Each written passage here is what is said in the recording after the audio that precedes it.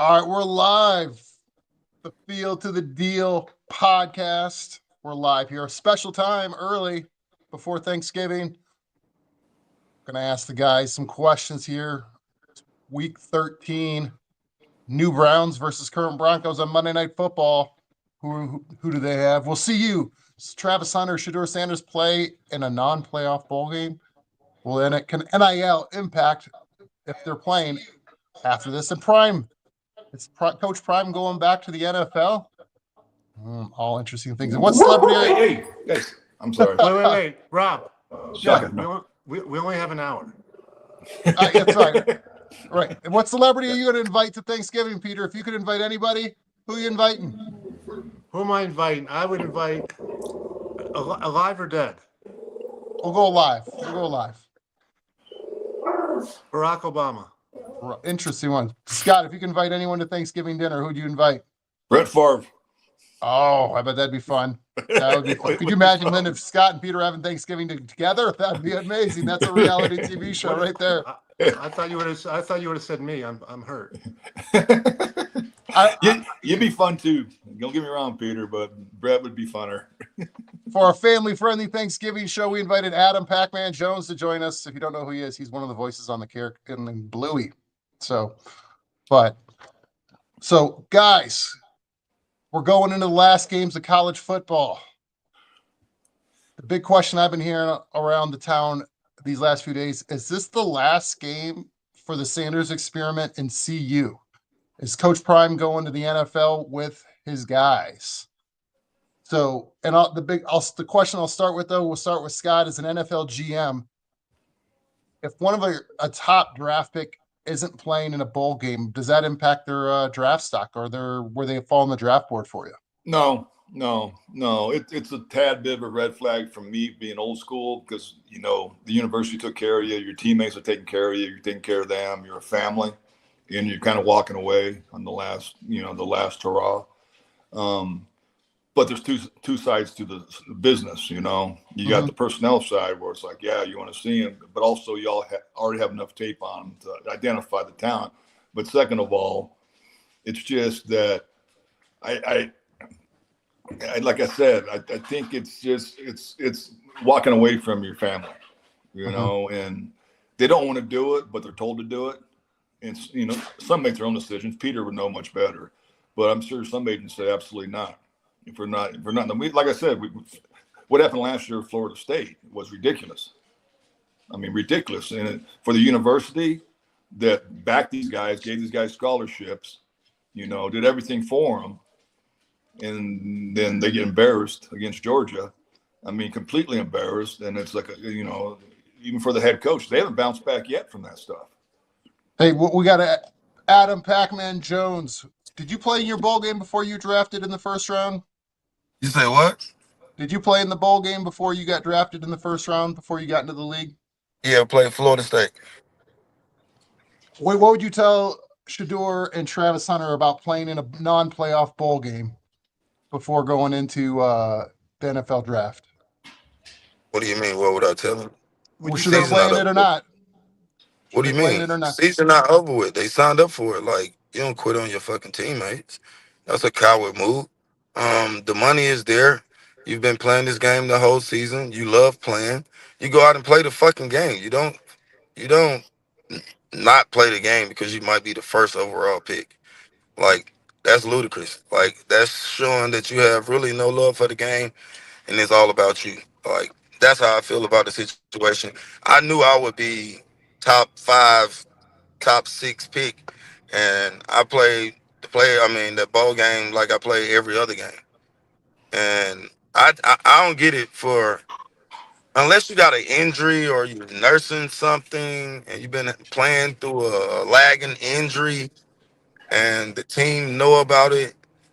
Um, if it's not that situation, you got to fucking play, bro. You cannot just leave your teammates out there who've been working their ass off to help you become what you become. Because ain't no I in team. You need 11 motherfuckers to become. If they don't block, you can't throw the ball. If they don't catch the ball, you ain't gonna get no stats. So I'm a firm believer of whatever you signed up for, you got to finish it. Absolutely. Peter Schaefer, NFL agent. If you had guys that were projected to be the top 1, 2, or even the top 5 picks, what would you tell them to play if to play in a non-playoff bowl game? You play to win the game. Now, Again, you said it again. right. Now there are some things, though, Rob. I think that you could tell your player, well, let's go to the coach. Maybe we'll play the first half. The young guys play the second half. Type thing. You know that. But for sure, you go to the bowl site, you go with your team, and you play because a bowl game should be a reward for a great career. At the same time, the coach has to be looking forward, and there's ways to work it out. I will tell you though, with someone like Adam, you know, it's a little different. He was a guaranteed lock. He was the top defense player that year. Okay. Mm-hmm. I mean, he's so quick. We even lost his video. That's how quick this guy was. Right. Quicker than Well, the video. the thing is, too, Peter, the thing about Pac-Man was really, really cool with him coming out. He was a football player. He loved the game. He had passion for the game. He had passion for his teammates. And that's what helped him out, even in the NFL. That's right. Adam came to play every week. And I'll tell you something, that's what, you know, you talk about it. The scouts, as much as Scott tries to make scouting objective, and, you know, we look at these analytics and this diagram and this 40, at some point, when you're picking 4, 5, 6, or 7, you have to make a decision. First of all, when you're picking 4, 5, 6, or 7, you're deciding not just the position, but the player. So if you're saying, well, people are saying this about Pac-Man, but I'll tell you, every coach at freaking West Virginia said, motherfucker. He's a dude. Whatever happens off the field, happens off the field. But inside the building, inside the white line, he comes to play. And then you're deciding that against someone else. Like, well, this guy, you know, he didn't play a bowl game. You know, is he going to this? At some point, subjectivity matters. Right? Scott, you pick a guy, you pick a dude like Adam, right? Well, yeah, you're always looking for football players, man. I don't give if it's first round or if it's seventh round or if it's undrafted free agent. You want guys that love the game. You know, everybody has a certain talent level, and that's easy to figure out. It's the it factor. What's inside them? What makes them tick? What makes them a football player? Why? You know, and then all of a sudden you start realizing tough guy. You start realizing passion for the game, you know, intelligence, you know, understanding of the position, you know, caring about his teammates, his coaches, you know, the university. And that's when you start adding things up, and that's when guys start rising. All right, Adam, I want to ask you this. We got you on, Adam. Talk to me about short weeks for players. You know, we got 4 games on Thursday, or 3 on Thursday, 1 on Friday. You came off of, you know, we're now in November, so Sunday physical game, cold weather, and you got to freaking turn it around and play again on Thursday. What's going through Yeah. your mind? What's your preparation? Monday is just to get your body right, walk through. Tuesday is another walkthrough. Wednesday is a light jog through helmets, maybe an hour and a half, 2 hour practice. But the Monday and Tuesday practice are normal days. So you treat Monday and Tuesday like a Wednesday. Like a Wednesday and a Thursday. But And how's then your you treat mental? Wednesday like Friday. How's your body? How's your mind? You know, at this point, you've played 10, 11 games. You're tired. You're beat up. You know, I know the 2 words that Adam would use to help him get through a game like this are "tor doll." 2 words. Tore it out. That's funny Tor. that you said that. Like, it's hard until you get to the game because Thursday, you know, like it's only a couple teams playing. You got probably the color rush jerseys on. You playing for the name on the back of your jersey, and you represent a lot of people. It's a national televised game. Of course, you be a little bit sore after that game, but you get a long little weekend after that too. So I actually like playing on Thursdays because my recovery was so good on Mondays and Tuesdays. Um, if I didn't have to run on Monday, Tuesday, Wednesday, I could probably go run a marathon by Thursday. So it didn't bother me because I went in the trenches like the bigger guys. But yeah, it's for the big guys though. That's a lot to take because you got to realize the linemen that's been banging and banging and banging and banging um, really don't get a break like we do. We get paid to run and make business decisions when it comes to tackling. All right, Pat, I got another question for you. Last weekend was a comedy of special team errors. Oh All right. my God. All right. Now you were a Pro Bowl special teamer, kick returner, punt returner. Cowboys. What's happening? Is it poor coaching, poor execution, poor people? What are we doing? I don't think these kids take the time to catch the ball no more. Like special teams is not important as it was when we played because you had to win the special team game um, to a certain extent to win the game. Right now, the fucking game is so flawed and fucking fake. Starting with the fucking kickoff rule, we thought it would be more returns. It seems to me that it's about the same. I love the return that the kid from Dallas had this week to spin around, but like we can't hit a kick, we can't kick a kick, and we can't catch a punt. These kids cannot fucking catch punts no more. Like, how are you guys? What are you guys teaching these? Like, it's bad ball. Like, if it's a right foot kicker, you know what way the ball gonna tell over, left or right? No, it's gonna tell right. If it's a left foot kicker, it's gonna tell left. If it stay up, it's gonna push. Like, I don't think the special team coaches are doing a good job of little details because it's not that big of a point of the game besides field goals right now. Hey, CJ, would you ever go back there 50 yards, have a guy kick the ball really high in the air, have 10 guys come down and you're ready to kill you and catch it? Yeah, I used to do it in college. I just wasn't good CJ was doing it. He was a running back. He was a hot assassin. I just didn't do it. I didn't do it in the league, but I punt return everywhere else. High school, college. I just didn't. I wasn't good enough to do it at the highest level. I hate playing against you, bro. You was like a bowling ball, especially when it was cold. I was like, Jesus Christ, we gotta go to Denver. Best time when it was cold, Pat. Oh my God, bro. You almost killed me that one time we played in Denver. I was so high, bro. It was cold. So before the game, I had rented a hotel room. That night game we played, y'all. It was cold as hell. And I ended up drinking some weed syrup. Man, that shit had me stoned all the way to like the third quarter, bro. I didn't know what was going on. I called Peter at halftime. I'm like, bro, I am so high right now. And I tried everything: milk, apple, banana. Bro, that was that could come down, man. And it was so cold. It was cold that night. It was cold. That night was cold. People don't understand how cold it was that night. That night was cold. Hey, let me tell you what. All right, so Rob, when I did that night, because I had both CJ and Pat, I had field passes. So basically, it was on the non side. So whenever they went to the left on offense and on the bench went down, I went to the right and stood right in front of the ears. And when it came back this way, everybody's on this side, I just meandered behind the bench, heat on the other side. It's so freaking cold. Ugh. That's one of my last pictures with Gavin before the Super Bowl. That's why I coach basketball. Gavin was bundled up too. Gavin, it was cold that night. It was cold. All right, so Scott, that's why I coach basketball. It's indoors. I don't know. You're smart. Jeez. But hey, going into this weekend. Oh, Peter, sorry, you got a question? Well, no, I was going to say though, I don't think people, they sit there and say, "How could that punt returner drop the ball or whatever?" But that is a skill set that is it's like being a SEAL Team 6 member and running into a firefight. You ever seen like those average Joe shows where they're trying to be like, it'd be that muggle like me going like, I can do that, Pac-Man. I can catch that punt. I can catch that. And then you put someone like me who's never really caught a punt from an NFL kicker before trying to catch it and probably just breaking my face with a football. You'd be like Mike Tannenbaum trying to catch a punt. Right. Well, speaking of which, so has anybody seen the Pac-Man Jones? And we lost him. He'll come back. But the Pac-Man Jones, I think it was where he caught 7 punts with one hand. With one hand, yeah. Oh, yeah. Wow. I think it was a Hard Knocks Dallas thing. Yeah, I've seen it. Yeah, those punt returners are skilled, man. They're a different skill.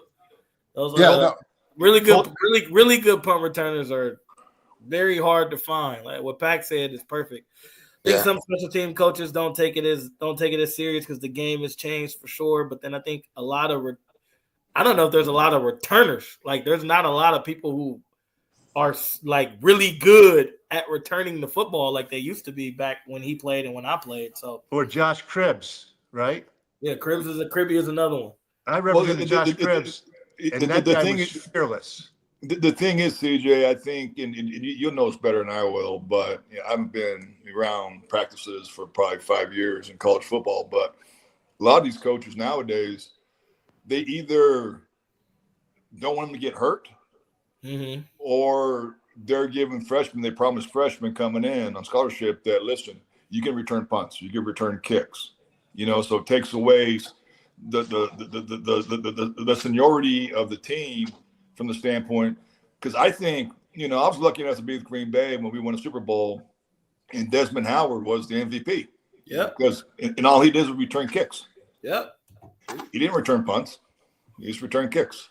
But just think about it. On punt return, thank God for Coach Fisher was one of the best to ever do it and coach special teams. Helped me out a lot. Like, he was the key of me being special, of catching the ball. But, like, just think about it like this. If you get statistics say, if you can get a punt return for 10 to 15 yards, you should get points out of it.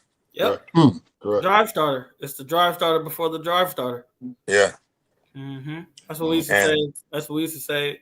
That's what Jeff Rogers, especially in coordinator with Arizona now, but that's what he used to say to us in our special team meetings on our punt return unit. Like, we can start the drive for the offense. You're giving a guy like Peyton 15, 20 extra yards on a punt return. Guaranteed points. So TJ, was Pack talking smack when you guys played? He never really talked smack to me. I told you the story. I had to grab him. I had to calm him down. He was ready to beat up our running back coach. Literally ready to beat him up. So I had to like, Pat, it's me, bro. Calm down. We good. After the game, he wasn't feeling none of that. He was ready. CJ was too far away from me. Like, and then.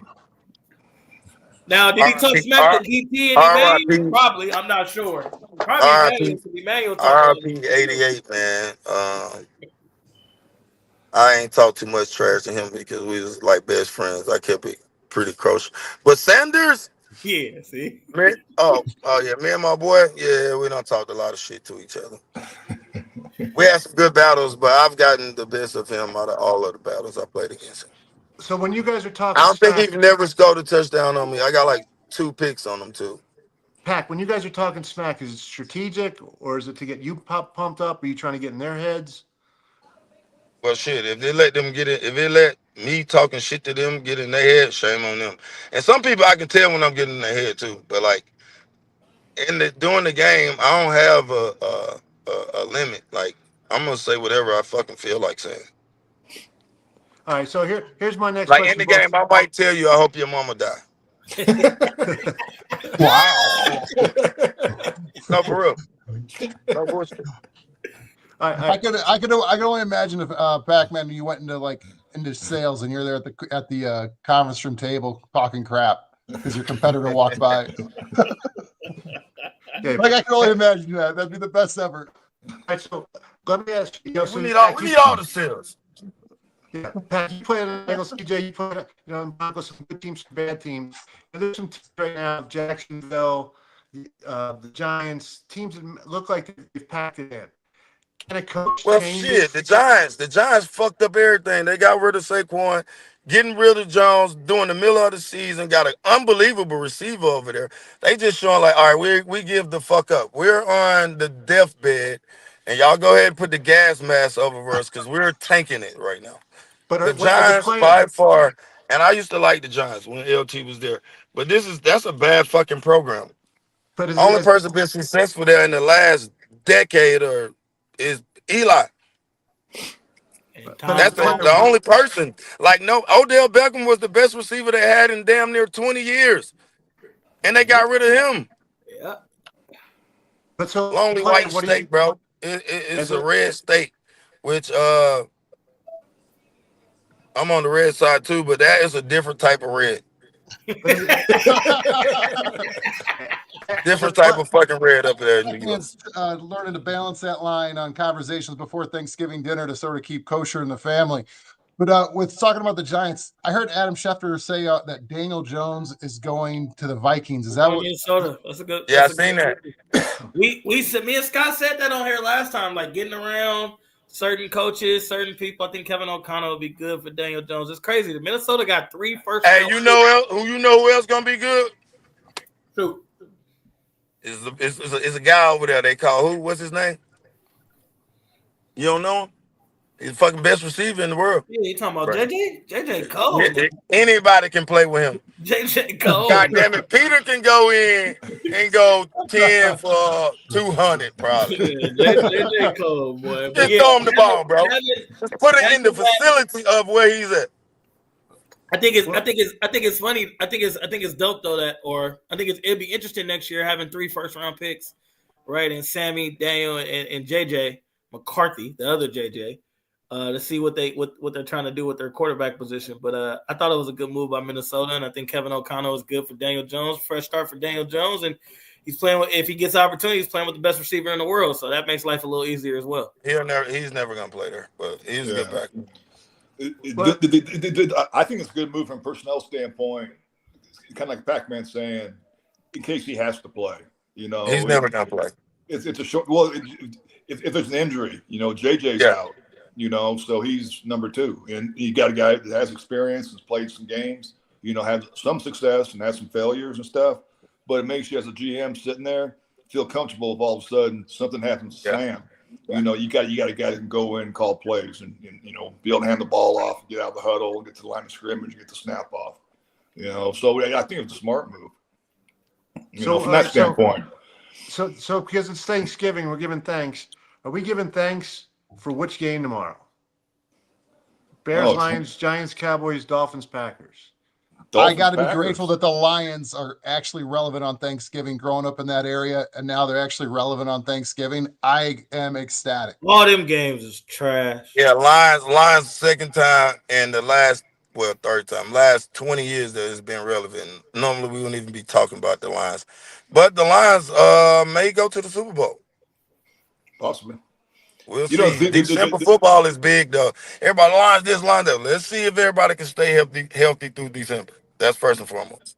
The thing is, too, Rob, tomorrow night with Miami, of course, with Tua, you know, him playing in cold weather games, it's supposed to be 23 degrees kickoff in Green Bay.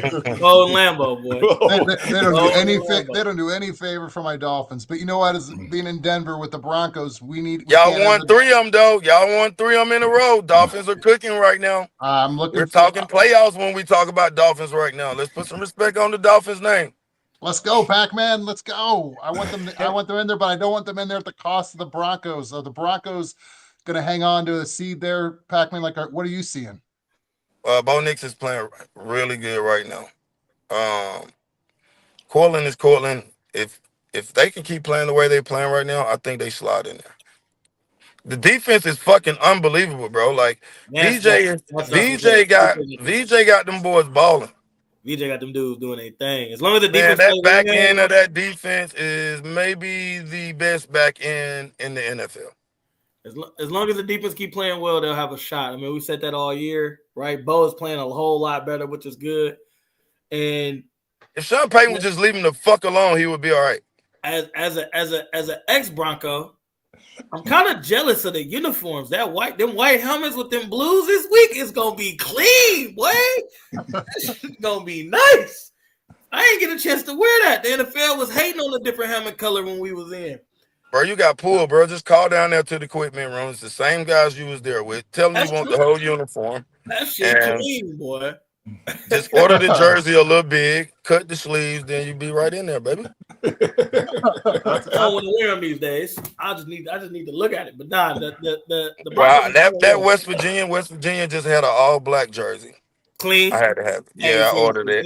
I ordered it a little big. You know what I mean? I got to wear it one time at least before I frame it. Hey, joining us on our Thanksgiving, Steven from New York. Hi, guys. How you doing, sir? How you doing, Pete? How you been? You could tell Steven's from New York. You could tell the accent. So talk about Giants and the Jets. What are the fans in New York thinking? In your best New York accent. We got a lot of problems. We got big problems here in New York. on both sides of the river. Boy, really from New York? You hear that accent? Life preservers out. It's not good. It's not good. The problem at this point is I think there's a lack of even seeing effort now. And that's when it really gets scary. Not going to be good. You guys know. Why would the players get effort if everybody is quitting on them? The general manager, they're getting rid of everybody. They basically tanking the season. Why should I go out and hurt myself if y'all don't want to win? Does that make any sense? I would just say this. Look, I'm a lacrosse guy, so I'm not a football guy. But one of the things in the pro league in lacrosse that they did to encourage people not to tank seasons is they did some kind of formula where you actually at the bottom you play like a playoff to win the first pick rather than just the worst team getting. I like that idea. That's a great idea for the That NFL, is a great idea. Hell yeah. Could you imagine? So what are the fans of the Giants? Can you imagine? So it'd be Carolina going against probably the Raiders. Or the Raiders, right? Can you imagine the 14 that would be a show, CJ. You got a 14 playoff for the first round pick with Jacksonville, Carolina, the Giants, and the Raiders. That'd be awesome to watch. At least they'd be playing for something. Hey, you'll see the quarterbacks tanking the game and shit. Y'all ain't getting no first round quarterback on my watch. That would be the one right there. I like that idea. Speaking of New York, y'all know last week we honored Coach Tefford, so I was with Aaron Rodgers because they was on the bye week. He think the problem is Woody Johnson. He trying to he think the problem is the owner. Sell the team. That's what he hollering. That's crazy. I'm sitting next to him, talking to him. We having a good time. He had a little alcohol in him, and he like, we got to get rid of Woody. I'm like, bro, you do know getting rid of Woody is like the hardest thing to do. Woody is. So Steven, what's it like? What are the fans going to be like for the last 5 or 6 weeks of the game? Because they still show up. I tell you this, listen, the Giant base has always been, it's sort of a more established base, so they're kind of always in it. Based on that last game, I've been hearing like that they may not break 30,000 in these ending games if they don't show any type of effort, And I don't understand. The other thing I don't understand is, listen, I like the DeVito story. I like that he did some good things last year, but there's a depth chart for a reason. He was number 3. What happened to number 2? You brought a guy in as number 2, and then you went over to number 3. Why? Because you think the fans are we that ignorant like that? You're just trying to play for some feel good story. Like you brought the guy in too. Why not put the guy in the game? See what he can do. Scott, do you know what number 3 is? It's 1 Tree. Oh, Tree. I got him. I know the New York accent. 1, 2, Tree. Tree. That's right. That's right. Yeah, I am cursed with the New York accent. That's for sure. It's all right. You take the tree train up to 33rd Street. Hey, Steven, what are your guys saying out there though with the Knicks putting a beating to our Nuggets out here? Well, I think that's what they're looking forward to. I think all football fans are like, all right, we're done with football for this year. We better start to, look at the Knicks at this point, And they look, they look good. They're going to be competitive. Can they go all the way?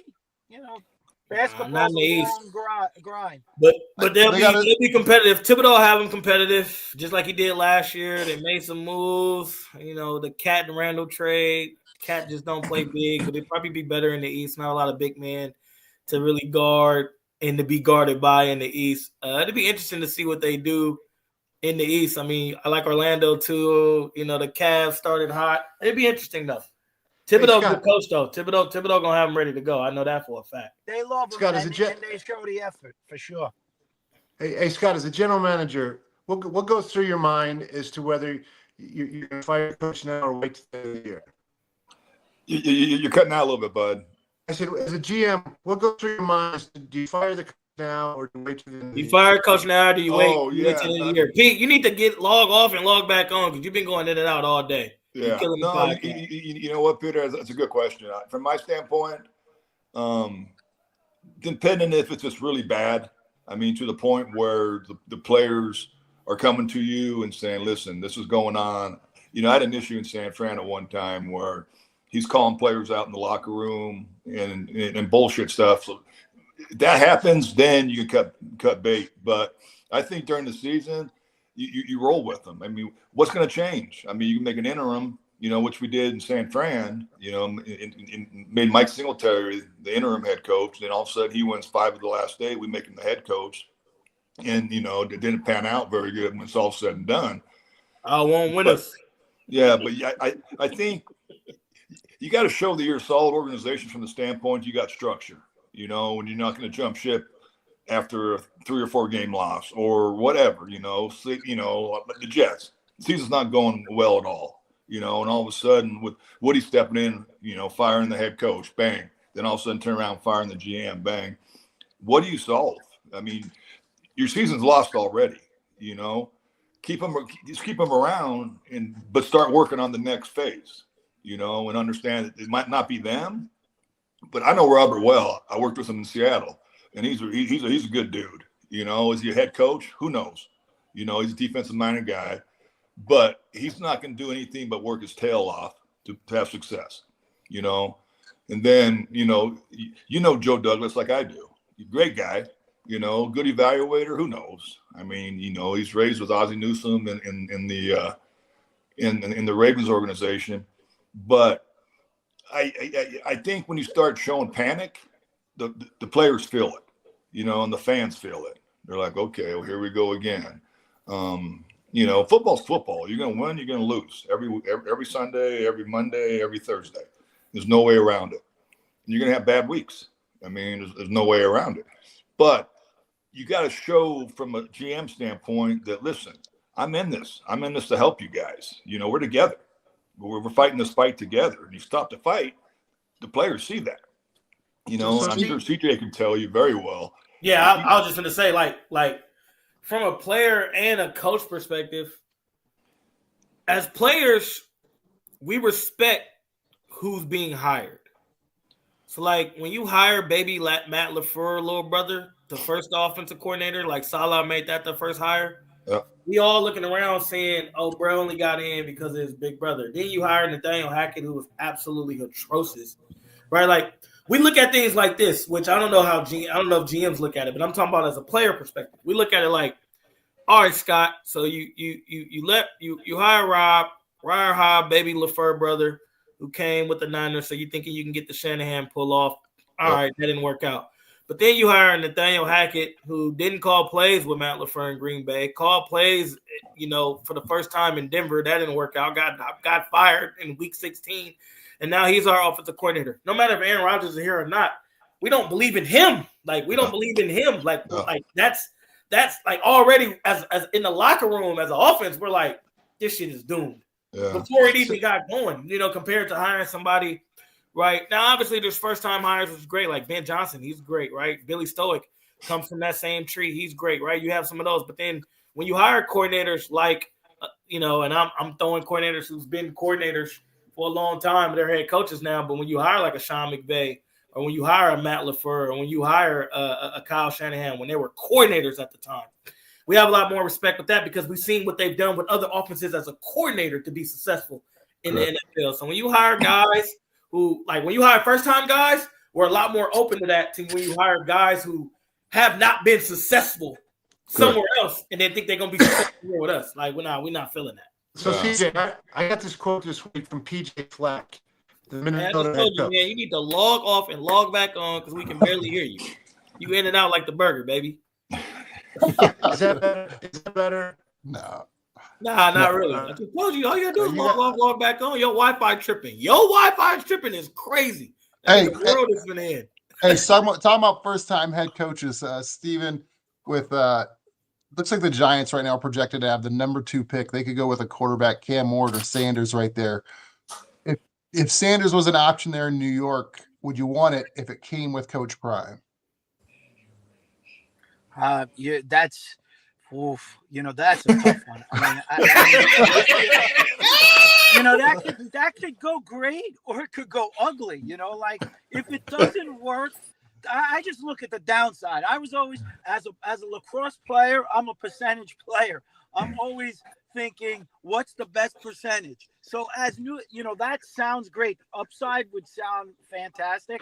But if that, even like how it kind of was going in Colorado, if it went something like that, the problem I think in the New York markets is they're just too quick to always pull the ripcord.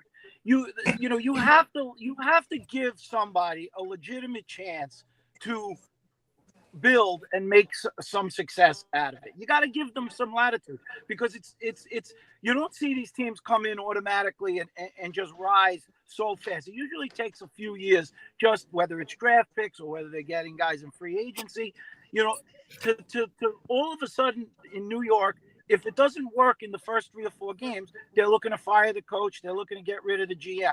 Now, there's some glaring things with New York. Now, the Rodgers experiment with the Jets, that doesn't seem to be panning out, and so they're looking to abandon ship there, obviously. And the Saquon thing, not signing him with the Giants, could he have looked good with that move? If Saquon has a normal year and doesn't really do too much, maybe it doesn't look as bad. But really, I mean, Saquon makes that move look horrible just by the way, Well, I think the Saquon move is more horrible because it's in the division. Like, if it was somewhere else, correct, I don't think it would be as tainted as it. Like, this is in your own division. You're getting hit with this. So right. That's what makes it tough with the Saquon move. Hey, Scott, does that factor to your? Oh man, that might be worse. He's just wondering now. Can you hear me now? Nah, man, you're such a robot, man. I think you have is all your family back in town for Thanksgiving. Everyone watching like Netflix and Prime right now. You sound like a robot, man. We're gonna sell you the Tesla. So I'm super fascinated with like what's coming up, because like it's that time of year where teams are, like you guys were talking about, kind of like they don't tank, but the effort's not there at times, because if, like Pac-Man was saying earlier, like if the organization's not behind you, it's hard to go all out. Obviously, you want to put good tape out there as a player, as we've heard from CJ a number of times, but as teams are now positioning themselves for the playoffs or going the other direction, like it's so much fun to see what's down the road here. In New York, like with the Jets, like actually with Scott coming back with the Giants, Scott, the Giants called you up today and said, hey, we got to fix this. Like, it's kind of like a contractor fixing a house. How many years is it going to take to flip the Giants? Well, I know there's at least 3 to 4, bro. I don't want to cut Scott off. I'm gonna let Scott get into it, but I said this here like weeks ago, bro. The Giants, as far as like even in the Eli days, as far as like drafting draftable good players that did not pan out, we can name a lot of them that did not pan out. And some of them are on other teams doing well that did not pan out. Like, that's the problem. They have draft picks that ain't pan out. Oh, yeah. When I took the 49er gig, we had the first pick in the draft in 2005. They're the worst team. I mean, that's why I got hired, and the head coach got hired and all that. Which was cool because we had 14 picks. And I'm like, and I believe in the draft wholeheartedly. 100%. Free agency's cool, dabble in it, but the draft. But the thing about it was the 14 picks, we had 12 rookies make the 53. And that just goes to show how bad the team was, depth-wise. So now you got a bunch of young guys. That's a big percentage of your team, boy. Yeah. And I'm with CJ, of course you want to win right away, but it's a 3 or 4 year process. You got to stockpile picks. You got to stockpile young players because of the contracts, dabble in free agency, and then the coaching comes into play. It's very important. You got to have the right coach, and that's not always easy to figure out. You think you can, and then once the head coach gets in there, I never mess with them with hiring OCs or position coaches, because I'm not an X&O guy. I'm a personnel guy. So I let them run with it, and we did a good job the first 2 years. We had Mike McCarthy, the OC, the first year. He left for the Green Bay job. We have Norv Turner the second year. He left for the San Diego Chargers head job. So, so you can't stop that, because they weren't going to be head coaches with the 49ers. Maybe should have been, but it didn't happen. But we had we're building something. I think you always got to start up front. O-line, D-line, big suckers, smart guys, tough guys. Don't have to be the best players. Just work together, especially on the O-line. Just work together. And, I was very lucky to be in Green Bay. We back-to-back Super Bowls. And then I was very lucky to be in Seattle, back-to-back Super Bowls, and it all started up front. Now, we had good running backs, but not great. Beast mode, he's a good player. I mean, he's like CJ. You want him on your team. You want him out there, but it's not Barry Sanders, but who is, but if you can control the line of scrimmage, you can control the game. Mm-hmm. And it's huge. I drafted old linemen every year. I draft 3 or 4 of them. And they're like, why so many? I said, we're just going to keep adding. We're going to need them, and we hit on some and missed on some, which happens. But we hit more than we missed, and that's why it ended up being a good team in San Fran because of the O-line and the D-line.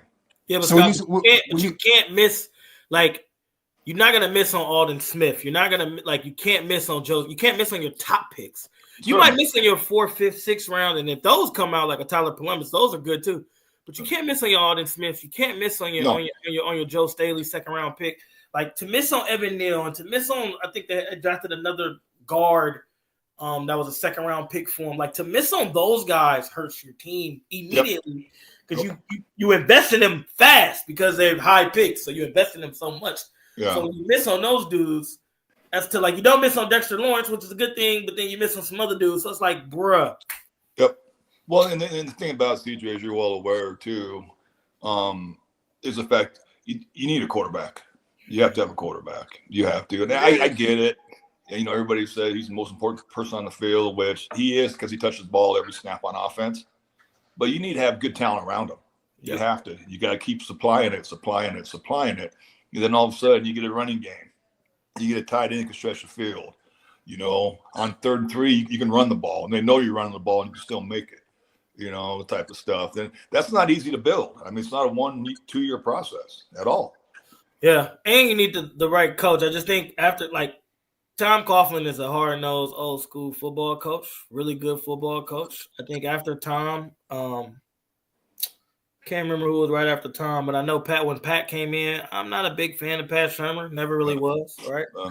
And then obviously bringing in Dayball. Dayball's a little finessey too.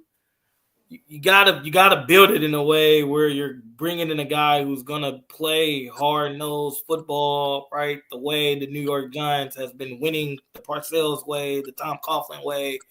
You got to think I think of things like that, right? Because that's just the culture, and that's what it is. Like, I think of things like that as an outside guy. I can tell you this, CJ. Being in the league, 30 years, whatever. We used to run the ball to throw the ball. Yeah, trends changed. You throw the ball to run the ball. Except for the teams, like, think about it. Think of the top 2 teams in the league this year. Running the ball, especially the Chiefs, running the ball way better than they've ever done in the past. Lions are playing physical. Chiefs are playing physical. These are teams, Ravens. These are teams that are winning games by running the ball first, right? Old school football, what we call it in this day and age. It's like the Eagles, Yeah, Eagles, same way. Yeah, you go in there, you scheme them to stop Barkley now. Right. So a lot of these teams you scheme for, these offenses are you're scheming the passing game. You're scheming the quarterback. You're not worried about the running game because they're not going to run the ball unless they, late in the game when they're up or whatever. And that's fine. The trend has changed. But some of these teams are going, smaller linemen, smaller D linemen because they want more speed, quickness, zone, stuff like that. And it changes the game. And, and it's a trend. It's like the run and shoot when it came out. It lasted like 3 or 4 years, Everybody's like, we got a bunch of midget receivers. They're really quick, and fast. But, I mean, when it's all said and done, we're not winning, Hey, Steve, I have a question for Stephen. Like, being out here in Denver, ever since CJ left, we've been in kind of like football purgatory because we didn't have CJ and we didn't have a quarterback. Now we kind of have hope out here in Denver with Bo Nix. So is there, what's it like being in New York with 2 teams and almost no hope? Like, what are you guys hanging your hats on? Well, you mentioned it is about quarterbacks. I used to make a bet. I used to make a bet with people all the time. I used to say, if you started every year and you said you're going to bet on a team, you're going to pick a team, who's going to win the Super Bowl? You could have all the guys that are in the league as a starting quarterback who won a Super Bowl, or you could have the field, everybody else. Maybe now, how many are there? 3 or 4. There's Russell Wilson, Stafford, Mahomes, obviously. More often than not, when you get to the playoff teams, all of those guys still are alive, and the field, very seldom does the field break through there. You had Brady in there, you had Roethlisberger winning multiple ones. Mm-hmm. So it's like the aspect of having an elite quarterback that you could be confident is going to get you to the promised land is a tough thing. And when you get one like the Giants, we were spoiled.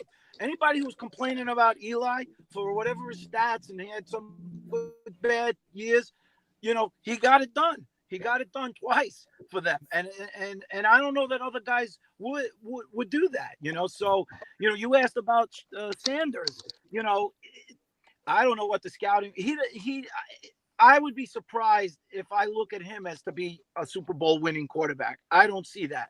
But, could he develop? Could he, be that level? I don't know. Some of these guys, it's just too hard with some of these good quarterbacks. You're going to have to win. You're going to have to get through Mahomes. You're going to have to get through Allen. Some of these guys is really, really good. And if you don't have one of them, it's hard. And right now, the Jets at least thought they had the guy, but he's just not the guy anymore.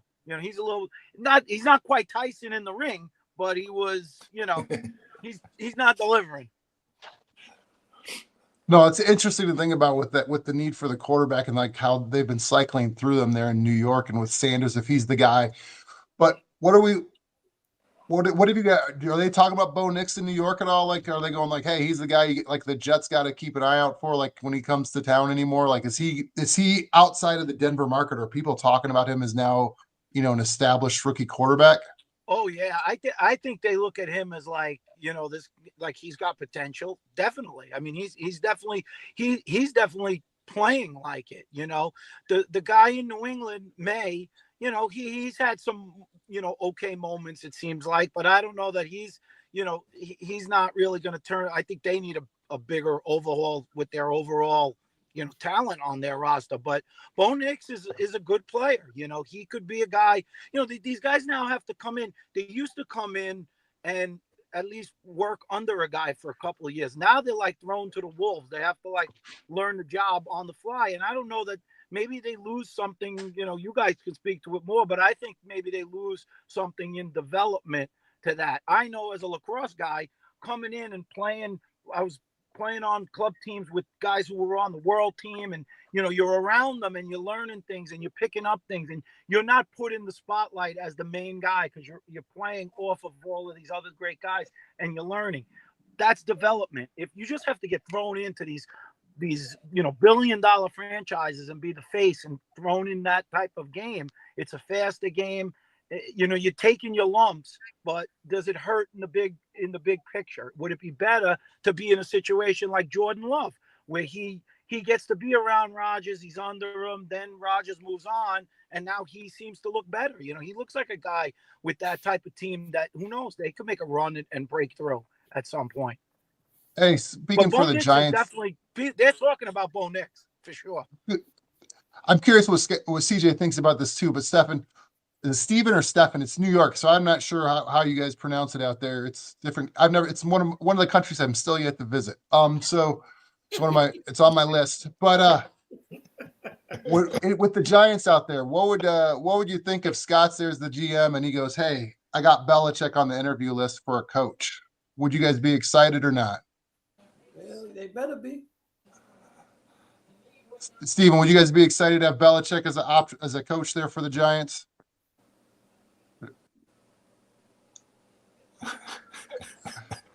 I'm going to take that as a no. I think he's frozen. I was going to say. Speaking what our man is saying down there, it's crazy. So I remember this is 10 years ago. Wow. I think Peter came up with that question. He goes, ask Steven this question. I remember 10 years ago, me and Le'Veon Bell had a real strong conversation. And we pretty much talked about how we were blessed to be drafted, or me undrafted, but how we were blessed to be in organizations, not only with good leaders, but with good quarterbacks. Obviously, he got to play with Big Ben. I got to play with Peyton Manning. Compared to like a guy like Zach Stacy, no disrespect, it was a 6th round pick drafted over me. That's probably disrespect. But to a guy like Zach Stacy, who played with Sam Bradford in St. Louis, you don't adapt to how to be a pro and how to look at it and learn in front of you and how it goes. We got to see that. So when you look at some of these quarterbacks like Patrick Mahomes being compared with Andy Reid, right? You got the sit from Jordan Love, which is good. Right, Bo Nix being compared with Sean Payton. If Bo Nix was anywhere else, Bo Nix would be looking like some of these other dudes. I think Jane Daniels starting off with Clint Kingsbury is a good thing. But then, obviously you're seeing this. When you have successful coaches who've done with quarterbacks like this, the trajectory has been going up for so long. The Sean Paytons, the Andy Reids, right? You look at some of the, the Kyle Shanahans, right? You look at some of the Sean McVays. You look at some of the good coaches who've groomed quarterbacks over the time.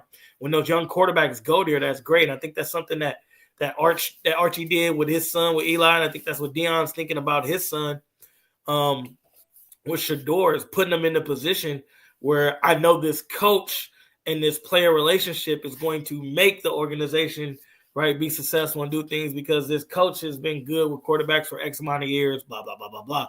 I think these other quarterbacks, like Drake May, and I think Drake May has all the tools. Right, it's kind of like Josh Allen at one point, but then Josh Allen gets with Daboll and things change. All right, Daboll's a good coach, good quarterback developer, been that way for a while. I think Drake May is solid, but like having Gerard Mayo as your head coach, and then whoever is the OC over there and whoever's the quarterback coach over there, probably not developing it or giving him the tools that an Andy Reid or Sean Payton or those type of coaches will give him. You're right, and Daniel Jones fell into the same way. I think Kevin O'Connell was good for that. You see Sam Darnold. Things change around. Yeah, you're playing with the best receiver in the league, but you're also playing with a really damn good coach who can put you in positions to make put the balls in certain spots, right, to make sure you're doing the right things. And I think a lot of these young quarterbacks, like Bryce Young, I think a lot of these young quarterbacks are not getting the coaching from the pedigree. Like when Mike Holmgren grabbed Matt Hasselbeck. When Mike Holmgren grabbed a quarterback, you knew that quarterback was going to be solid because Mike Holmgren was done throughout his career, right? And I think a lot of these quarterbacks don't get an opportunity to play with those type of coaches, and that hurts them. Hey Scott, when you're looking, if you're the Broncos GM right now, obviously now you have finally a year, and the first one in like 8 years, you're not looking for a quarterback in the draft, and you got other options you're going for. But when do you it's the first year, like CJ he's gonna coach for someone, and he's looking at film all off season at Bo Nix to see what he can exploit next year. Bo Nix is gonna have to figure out what guys like CJ are gonna do to him next year. Like, when do you really go, okay, he is the guy that's the long-term answer? Like you already know. You know from practices, from the off season, the mini camps, the rookie camp, the OTAs. When you got a guy, and like what CJ was saying, I was lucky enough to be with Holmgren my first 6-7 years in Green Bay and Seattle, and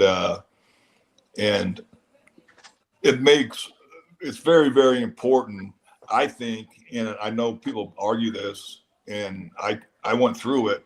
I think you bring in an offensive-minded head coach that is a good play caller, that that's going to be the leader. And then you understand the D coordinator has to be the second most important hire because that's the other side of the ball. But then you get an OC that's got quarterback background. You get a quarterback coach, of course, that's quarterback background. And you get a young guy, and you train him. I know when I was in Green Bay and Ron Willis, one of the first GMs to ever go in the NFL Hall of Fame, every year we drafted a quarterback. And we had Brett Favre 3 years in a row MVP. We took Hasselbeck, we took Aaron Brooks. We took the son of a gun from Alabama that Mariucci wanted, was crying for almost, Jay Barker. He couldn't throw it 20 yards. and the only reason Ron Wolf didn't cut him, he told me. He said, because his fiance is so pretty, I like to see her practice during training camp. Otherwise, he'd have been gone. But yeah, I mean, everybody, knows who the good coaches are, and the guys that have been successful and been to Super Bowls and won Super Bowls and all that. It's excellent. and everyone knows who the good quarterbacks are, and there's a handful that you can say they can throw you to a win. Whereas a lot of them, it has to be the run game, it has to be some trick plays, it has to be special teams, it has to be a damn good defense. But when it's all said and done, and I'm not knocking coaches at all because I respect them and I've been around a lot of them, the players make the plays.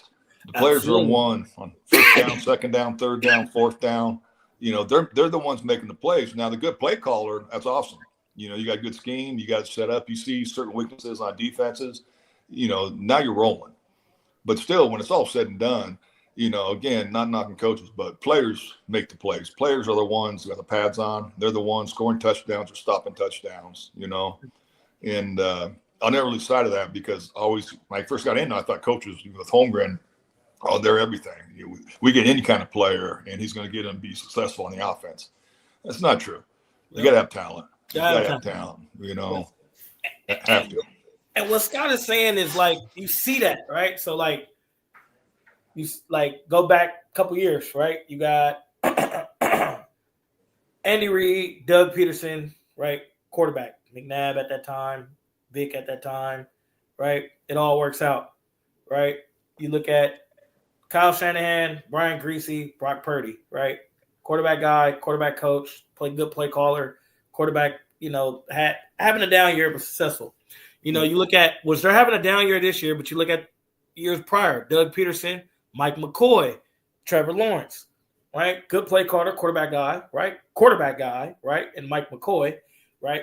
So I agree with Scott with that when you're doing that with young quarterbacks. You see that all over with young quarterbacks and them being Sean McVay, Zach Taylor, Jared Goff.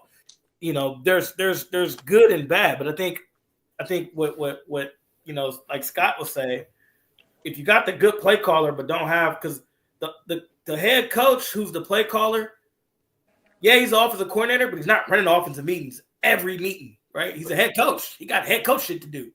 So you want that quarterback coach to run your offensive meetings and make sure that he's talking to your quarterback, right? Majority of the time. Like I'm pretty sure Sean Payton don't run every meet. Like we had Gary Kubiak as an offensive play caller, right? Gary Kubiak, Greg Knapp, Peyton Manning, right? Greg Kubiak, Greg Knapp, Brock Osweiler, right? Rest in peace, Greg Knapp, great quarterback coach. I think you had him out there in San Francisco, right, Scott? You might have. I was never with him, but I knew him. Good dude. Damn really good coach. Damn good coach. But like Kubiak never really ran our meetings. He was our play caller, but he never ran our meetings because he's the head coach. I don't know what Scott and the GMs and the owners, I don't know what head coaches do in the NFL, but they got other things to do than sitting in meetings all day with us, right? So Knapp ran our meetings. Knapp made sure that our meetings flow well, that we're speaking the same, right? Rico and Knapp are speaking the same as Kubiak is speaking. And I'm pretty sure Koob had meetings with the quarterbacks, but not as much as he would like to have because he's a head coach. So what Scott is saying is perfect. It lines money, in my opinion. And I just think a lot of GMs missed that on that hire for whatever reason. I don't know. Scott will know that better than me when it comes to certain GMs and how they want to skin the cat. But I like skinning the cat that way, the way Scott is saying it, than any other way. That's why I'm working so hard to be a quarterback guy, so I can get in those positions, if that makes sense. Scott, I want to ask you some questions specifically with the Broncos here at the draft. I'm going to play like the GM. You're going to let me know how expensive it is, and CJ is going to let me know if it's a good idea or not, along with Peter if he's back. It looks like he is. He's on his phone. I'm back. Can you hear me? Oh, you look way better, bro. Yeah. Took you 58 minutes, but we good.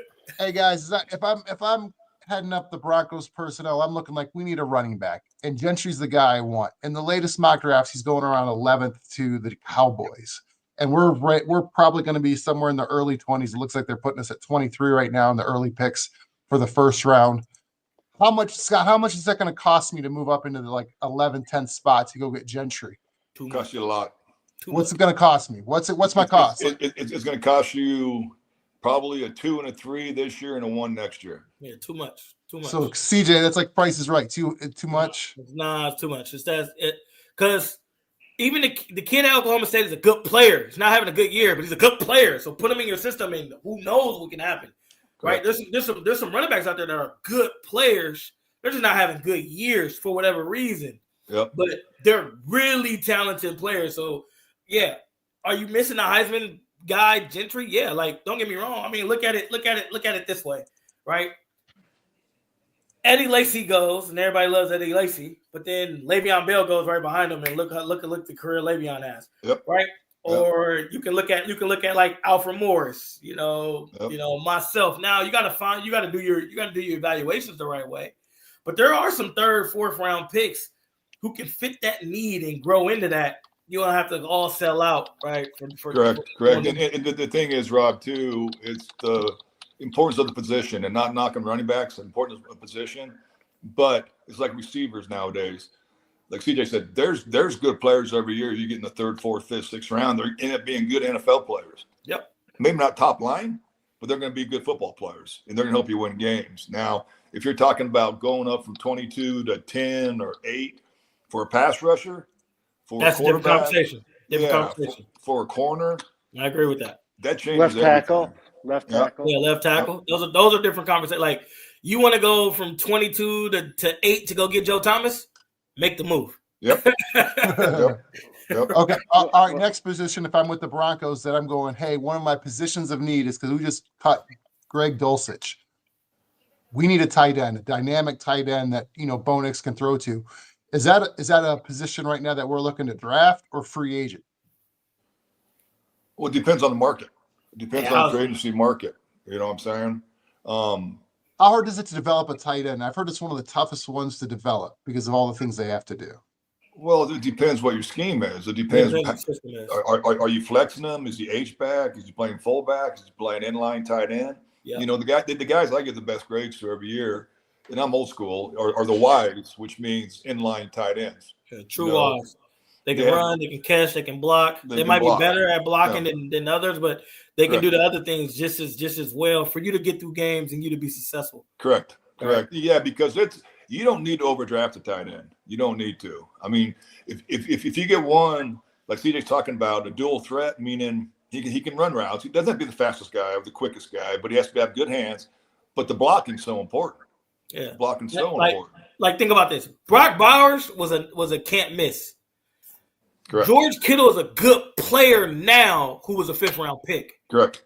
That's like Kyle Pitts is a can't miss, right? Like, but I don't like Noah Fant wasn't the 1st round pick to me. Yeah. Right? But so here's an interesting question though, right? You say that Brock Bowers is a can't miss. The Raiders were at 13. They could have paid, traded very little and jumped over and gotten Bo Nix at 11 right in front of the Broncos. Now you give up the can't miss pick, but which way would they be better off right now? Oh well, yeah. I mean, but I don't know. I don't know if AP or Luke Getsy, which I'm not a fan of Luke Getsy. Once again, hiring coordinators who had unsuccessful years the year before as the lock. Anyway, we talked about that already. No. I don't know if that's what they wanted to do. I don't know how much they love Bo Nix. I just know at that moment when Bo Nix is off the board, Brock Bowers was can't miss. Like, if you didn't take Brock Bowers, it's kind of like the old Jerry Jones, Randy Moss, right? Oh, we're not going to take Randy, and then boom, you got slapped. So, like, you got to take the can't miss guy because he's a can't miss. But like I was saying, like I thought T.J. Hockenson would have been way better than what he is, right? I thought like T.J. was both. I thought T.J. Hockenson would have been way better than what he is. Obviously, he's playing well, but it didn't pan out. He's not one of the top dudes, but there are tight ends who develop late, right? We're talking about George Kittle and some of them can't miss. So I like the free agency route. Unless a tight end, 3rd, 4th round pick that you can grab that's going to be, sustainable and good for you. But there's a lot of tight ends who's been drafted 1st, 2nd round. TJ's one of them. Scott took one, Vernon Davis. Yep. Yeah, Vernon Davis can't miss. Like those guys are can't miss. Those guys are can't miss guys. I'm talking about guys who are not can't miss.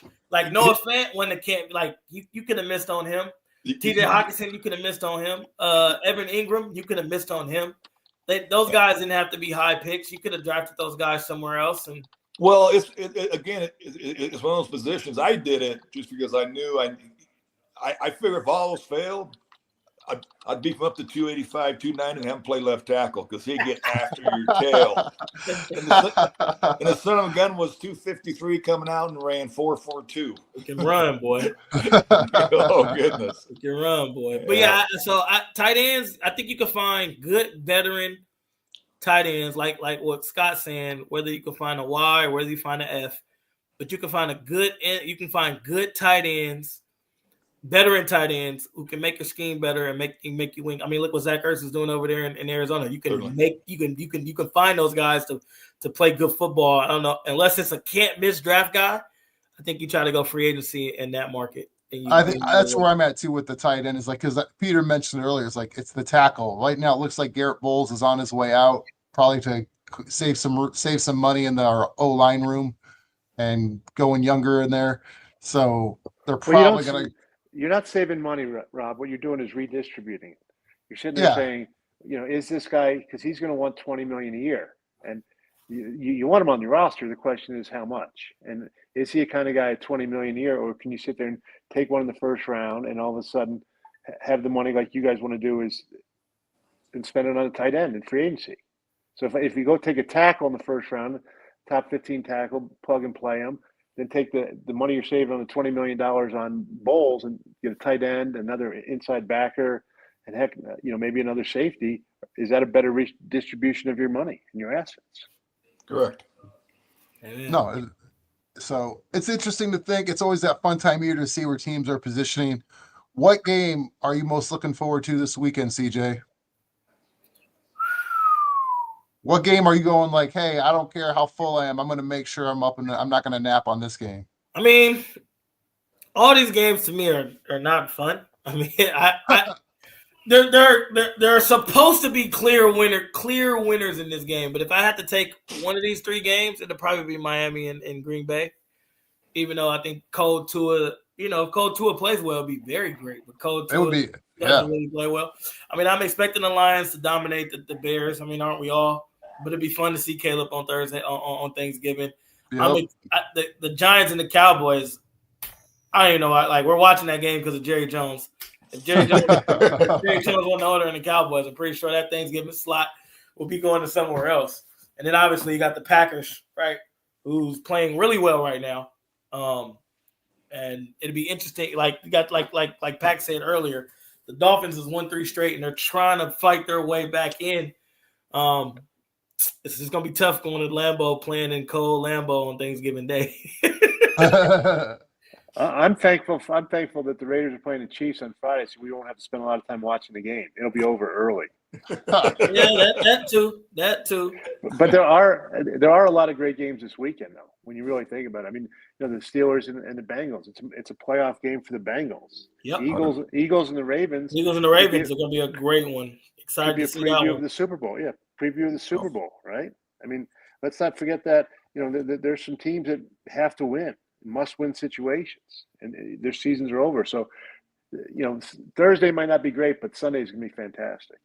What about Friday morning college football?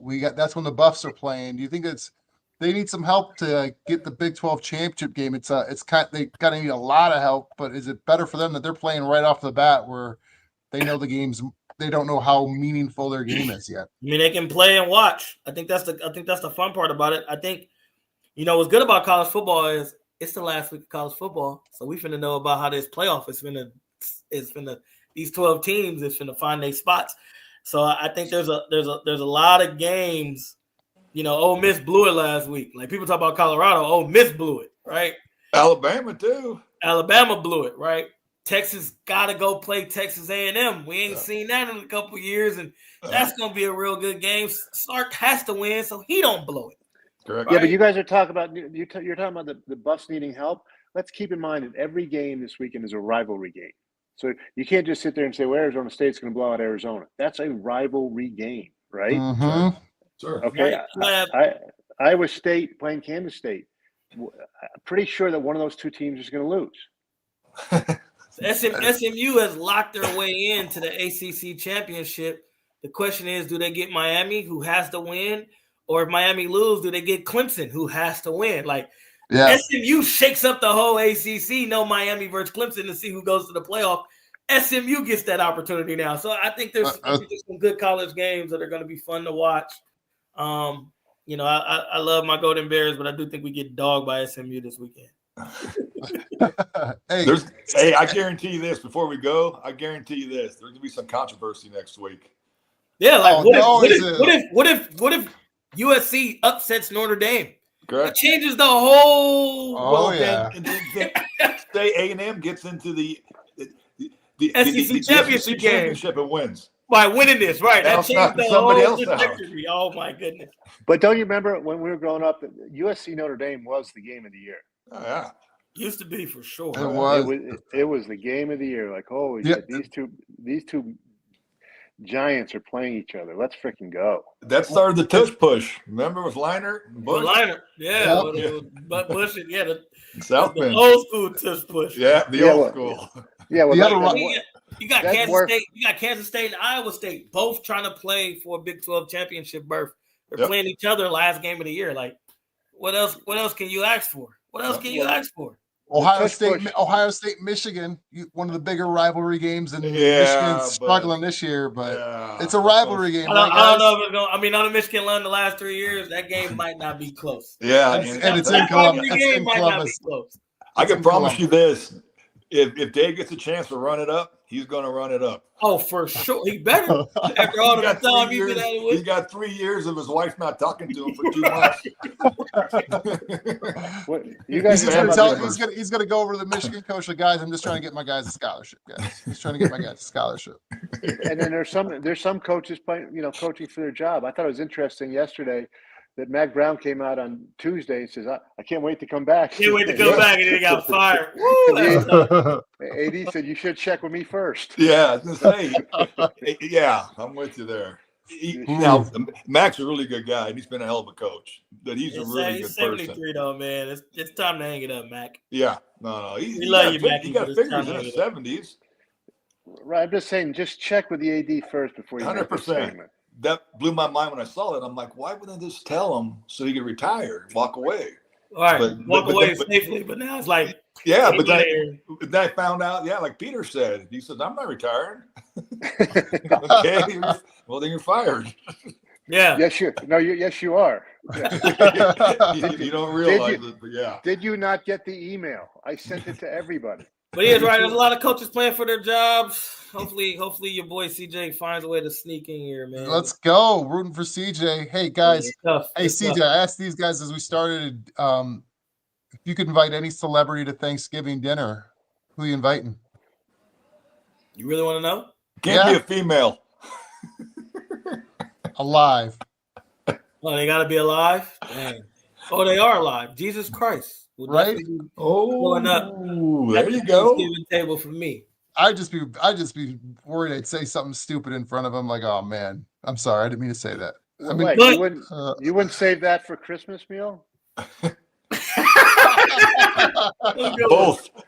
I'm just saying. Someone else for Thanksgiving, you hold him in reserve for Christmas. But if I had to take someone else for Thanksgiving, that's gonna keep me on my belly laughing, out of all the celebrities, Dave Chappelle. Can you imagine having Thanksgiving dinner with Dave Chappelle? What about Kevin Hart? That's another one.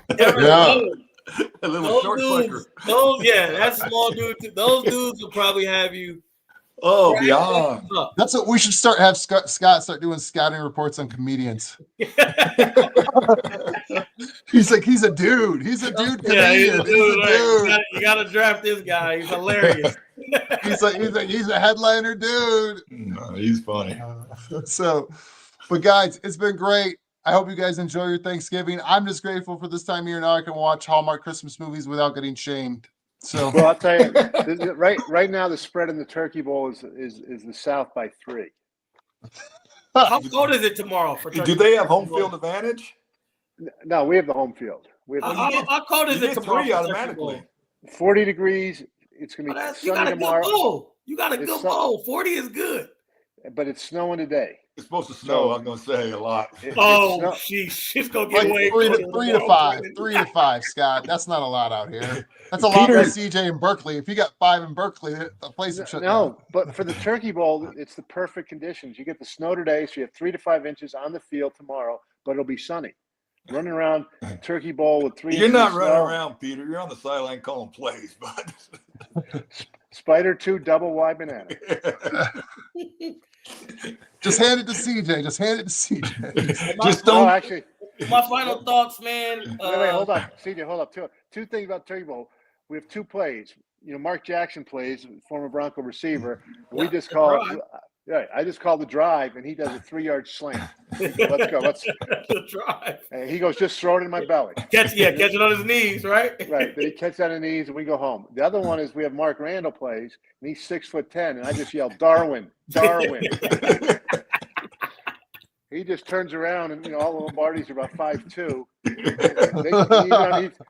We just throw it high. He lumbers down. It takes him like 5 seconds to run 4 yards. And he turns around, and when you throw the ball high. Hey, easy, simple math. Hey, pay attention to college basketball, right? You just saw UConn lose 2 in a row. One to Colorado, the other one to Memphis. Penny out there doing good coaching. You got look at. I mean, I know we don't talk about it, but look at the girls, right? UCLA upsetted South Carolina, #1 seed. Oh. There's you got Juju Watkins, she balling right now. They took a tough loss to Notre Dame, but college basketball is coming back around. So just for our college basketball fans out there, outside of Pete, I know Scott is right. Just college basketball, you'll see some good things coming in earlier in the season for sure. Last night was a hell of a game with KU and Duke. If he wasn't gonna be in the #1 pick, I would tell you go scout Cooper Flag, but he's finna be the #1 pick in basketball. It sounds like it. Nope. Maybe we can draft him as a tight end for the Broncos. He would be nice. The Buffys pulling that win off yesterday was fantastic. They got smoked by Michigan State.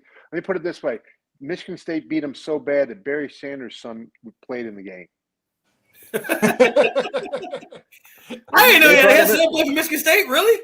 Yeah, Nicholas is like the 13th, 14th guy. I did not know that. Yes, he's on the roster. He gets full NIL. This outstanding kid, but normally he's playing against the Browns and the Yales when Michigan State plays them in November. He played against the Buffys on Friday night or whatever it was, Tuesday night. But then to go back and turn that around and whoop up on the #1 team, #1 coach, well, good for the Buffys. Right. Excellent. Tad Boyle. Yeah, great coach. Eddie B. Yeah. Great coach.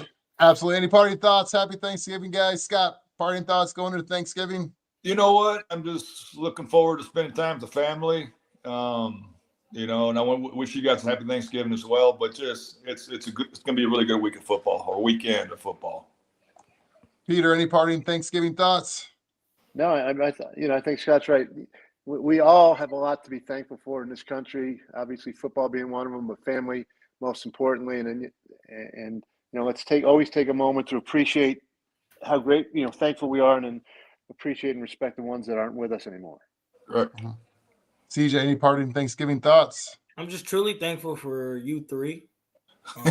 Just don't eat too much, CJ. Oh, send him his check, Rob. Nah. Seriously though, because like I got my agent. Petty cash, Peter. I got Rob. Me and him talk a lot. We got some plans together. I got my agent and now friend and former GM where we're gonna have some conversations, towards the end of the year to get me in the mix so I can do my thing in this coaching. And that's what I'm thankful. Like, I'm thankful that I got put in this opportunity with you two. Y'all have heard me talk ball. So now it's like, all right, hey, I know if someone's looking for somebody to do grunt work or look for somebody to get in, y'all know a guy who's ready to do it, and I'm that guy. And I know you guys have those connections for me. But I'm just thankful to do this because I've learned a lot. Because there's a lot that Pete didn't tell me as a player. And then obviously I don't ever talk to DMs like me and Elway never was cool enough to be talking. So I'm thankful for them too, and I'm getting a lot of insight, man. And like I said, be thankful for family. Can't wait to see my daughter. We got a lot going on Thanksgiving at my mom's house. Grams is cooking. She only cooked twice a year, Thanksgiving and Christmas. So you got to get involved when she cooking. It's awesome. It's awesome. All right, guys. Happy Thanksgiving to you, Rob. Thank you, guys. It's been great. It's fun getting to know you guys and talking to guys. Learn, like CJ said, learn a lot every time. So super appreciative for you guys. Stay in touch. Maybe we'll do something. We'll find a game this weekend if everyone's sitting around on their computer and with their elastic pants on. Are we not doing Monday night? Or is it because it's the Browns? Let's look at it Monday night. I got a basketball game. So but like if you guys want to see them white helmets. Them white helmets gonna be sweet. We can make sure you guys are set up if you guys want to do it. I got a basketball game I got to coach because we're getting to the final season of junior high basketball at Fort Range Christian. Let's go. Hey, keep winning, man. Hey. All right, we out. I'll talk to you guys. Later. Peace.